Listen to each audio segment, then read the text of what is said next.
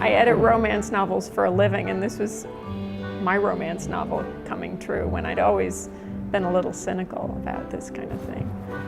There you go. Patience and I met many years ago in high school. Patience was a sophomore and I was a senior.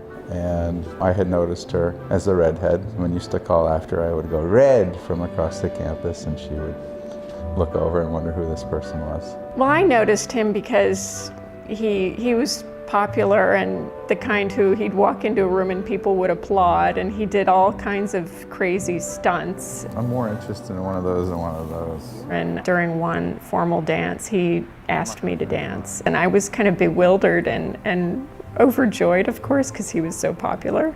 And my date had ditched me. That's when I pulled her into a photo.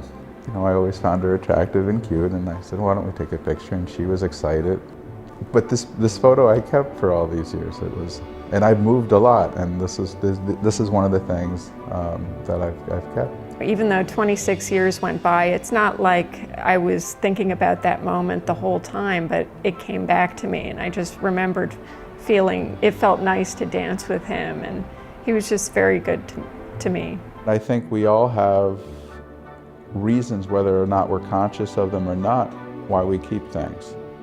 And over 25 years later, I had this photo. I knew exactly where it was. And lo and behold, there was a picture of Patience on Facebook. And you know, I couldn't help but making the rapprochement and say, "Oh my goodness, I have a picture of you." I've been a serial dater since I was 17. And so I was fine being 41 and sort of accepting the fact that I probably wouldn't ever meet anybody. Then all of a sudden I get this friend request from Sam Bloom. I had a good feeling, but I couldn't remember if I knew him in high school or college. But I accepted the friendship and we started chatting. And then he asked me for my phone number. And then when I was in Switzerland, in Zermatt, teaching sophomores in high school, we started communicating again regularly. The phone turned into Skype, so we could actually see each other. And I would talk with him like 1 to 2 hours every day, but we got to know each other really well. And it was very old-fashioned, like an old-fashioned way of dating in a way, because you're just talking. I knew I wanted to marry Patience before. I think we even chatted with visual, and it was mostly words. It was mostly words. We talked about his coming to New York. It started out as his visiting for a week, and then it turned into his actually moving here.